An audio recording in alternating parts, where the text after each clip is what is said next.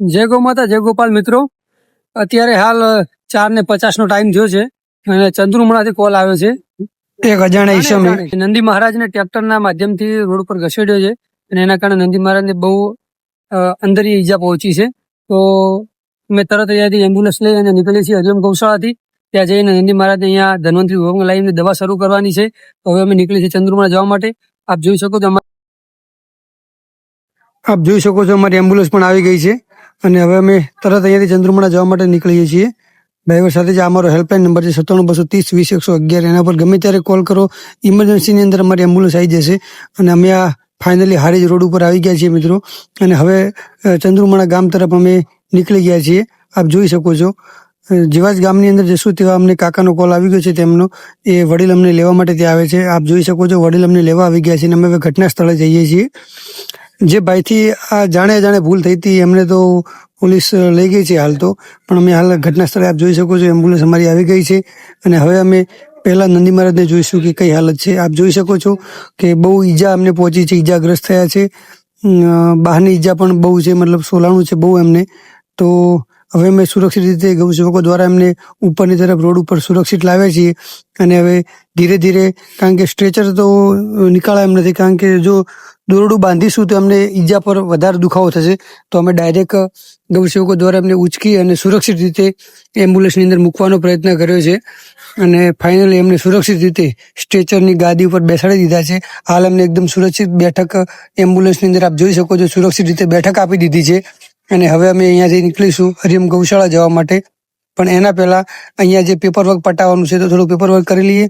અહીંયાના લોકલ માણસ જોડે અમે અહીંયાની ઇન્ફોર્મેશન લઈ લીધી કે કઈ રીતે શું હતું, ગામનું આ તે, કોણે ફોન કર્યો હતો, એમનું નામ નંબર લઈ પેપરવર્ક ખતમ કર્યું છે ડોક્ટરે. જે પેપરવર્ક કરી રહ્યા છે હાલ એ ડોક્ટર પોતે જ સાથે અમે લઈને આવ્યા હતા. કારણ કે કેસ કઈ એવો હતો એટલે ડોક્ટરે લાવવા પડે બધા જોડે. નંદી મહારાજને લઈ લીધા છે એમ્બ્યુલન્સની અંદર અને હવે લઈ અને સીધા નીકળી છે હરિયમ ગૌશાળા જવા માટે. આપ જોઈ શકો છો કે અમારી એમ્બ્યુલન્સ નંદી મહારાજને કમ્પ્લીટ ભરી અને રિટર્ન આવી રહી છે.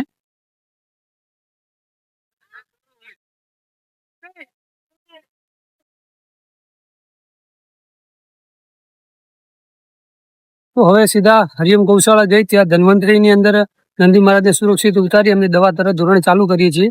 તો હવે નીકળી છીએ હરિયમ ગૌશાળા જવા માટે. જોડાયેલા રહીજો વ્લોગની સાથે. અને ફાઇનલી મિત્રો અમે અનાવાડા તરફ રિટર્ન આવી ગયા છીએ. આપ જોઈ શકો છો આજે અનાવાડા. અને હવે અનાવાડા ગામમાંથી નીકળીને સીધા અમે હરિયમ ગૌશાળા તરફ આવી ગયા. જે આપ સામે જોઈ રહ્યા છો અમારી હરિયમ ગૌશાળા ગૌ હોસ્પિટલ અનાવાડા પાટણ છે, એટલે કે આપણું ગૌધામ અનાવાડા. અને હવે અહીંયા સીધા ધન્વંતરી વિભાગની અંદર ગૌ માતાને લઈ જઈશું. ત્યાં ડોક્ટરની ટીમ હાજર જ હોય છે. 24 કલાક ડોક્ટરની ટીમ મિત્રો અહીંયા હાજર હોય છે. અને હવે અમે તરત જેટલું બને એટલું જલ્દી નંદી મહારાજને ત્યાં ધન્વંતરીની અંદર ઉતારી અને તરતના ધોરણે એમની દવા શરૂ કરાવીશું. મિત્રો સામે દેખાય એ મોટી ધન્વંતરી છે. અને હવે ધીરે ધીરે એમ્બ્યુલન્સ રિવર્સમાં લાવી અને ધન્વંતરીની અંદર જેટલું બને એટલું જલ્દી નંદી મહારાજને અહીંયા ઉતારી એમની તરતના ધોરણે દવા ચાલુ કરાવીશું. આપ મિત્રો જોઈ શકો છો હાલ એકદમ સુરક્ષિત પોઝિશનમાં નંદી મહારાજ સ્ટ્રેચરની ગાડી પર છે અને એમને ધીરે ધીરે ધન્વંતરીની અંદર આપણા ગૌ ભક્તો ઉતારી રહ્યા છે. એમને જેવા ઉતારે એવી એમની દવા તરત શરૂ કરવા માટે ડોક્ટર ટીમ પણ અહીંયા હાજર છે. આપ જુઓ છો નંદી મહારાજ ધન્વંતરીની અંદર સુરક્ષિત રીતે ઉતરી ગયા છે અને ડોક્ટર એમને દવા પણ શરૂ કરી દીધી છે. આપ જોઈ શકો છો કેટલી હાર્ડ ઈજા આવેલી છે મિત્રો. અને ધન્યવાદ આ ડોક્ટરોને પણ આપા. એક લાઈક મિત્રો ગૌ માતા માટે અને ડોક્ટરો માટે ખાસ કરીને કે જે લોકો 24 કલાક અહીંયા હાજરી પૂરે છે. તો લાઈક અને સબસ્ક્રાઇબ એમના માટે કરી દેજો. આપ જોવો છો એમની દવાનું કામ શરૂ કરી દીધું છે. અને હવે દવાથી થોડું ક્લીન થાય પછી એમને મલમ પણ ઉપર લગાવી દેશે. આ મલમનું કામ એમને શરૂ કરી દીધું છે. આપ જોઈ શકો છો મિત્રો ડોક્ટરની ટીમ અહીંયા અમારે બહુ એક્ટિવ હોય છે. 24 કલાક ગમે ત્યારે અમે વિઝિટ લઈને આવીએ તો હાજર રહે છે. અને ફાઇનલી મલમનું કામ પટ્યું, દવા કામ પટી ગયું છે મિત્રો. મળીએ નવા વ્લોગ સાથે. જય ગૌ માતા જય ગોપાલ.